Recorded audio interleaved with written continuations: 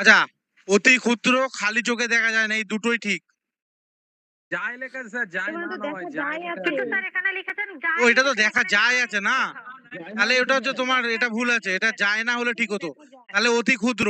হ্যাঁ সেজন্য তো বললাম আচ্ছা, অতি ক্ষুদ্র। এটা যদি না হতো তাহলে এটা ঠিক হতো। আচ্ছা, টাইফয়েড রোগের কারণ কি? ব্যাকটেরিয়া। ব্যাকটেরিয়া। ব্যাকটেরিয়া। এই আমার 1 বছর আগে হয়েছিল। আচ্ছা, ভাইরাসের বাইরের আবরণকে কি বলে? ক্যাপসিড। ভেরি গুড, এটা কিন্তু ইম্পর্টেন্ট কোশ্চেন। হ্যাঁ, এটা কিন্তু অনেকবার আসা কোশ্চেন। আচ্ছা, কোনটি উপকারী ব্যাকটেরিয়া? Very good. আচ্ছা, যক্ষা রোগের জীবাণু কি?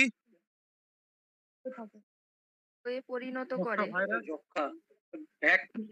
Bacteria sir. যক্ষা রোগের হচ্ছে ব্যাকটেরিয়া।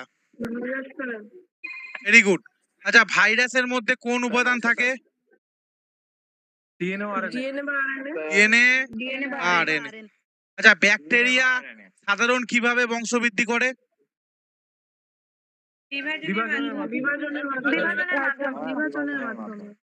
বিভাজনের মাধ্যমে।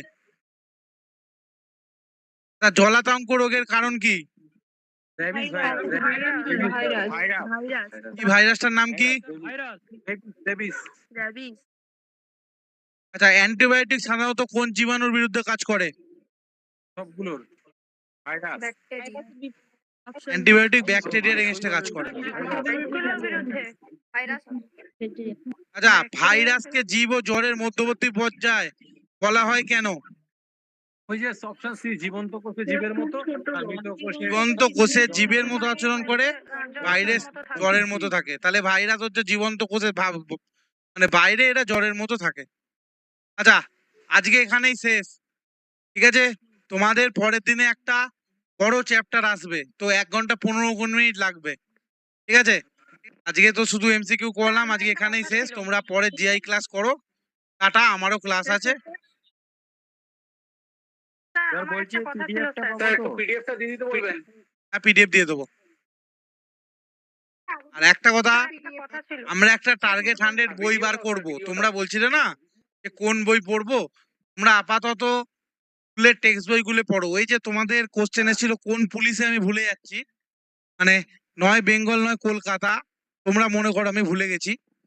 ওই যে বিদ্যুতে কি গ্যাস থাকে, এসছিল তো?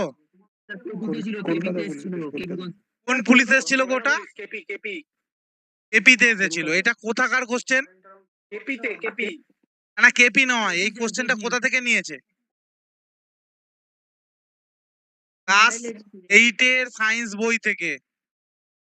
ক্লাস 8-এর সায়েন্স বই থেকে এই বইটা তুলেছে, ঠিক আছে? তো 7-8 পড়তে হবে না, আগে 9-10 পড়ো।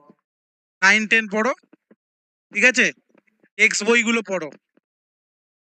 বিশেষ করে বলবো, যদি আগেকার দিনের টেক্সট বই থাকে, মানে একটু মোটা মোটা টেক্সট বই আগেকার দিনে যেরকম হতো, তাহলে তো খুব ভালো। তোমার যদি বাড়িতে দাদা কিংবা দিদি দেখবে পরীক্ষা পরীক্ষা যখন দিত, তখনকার বইগুলো থাকলে খুব ভালো।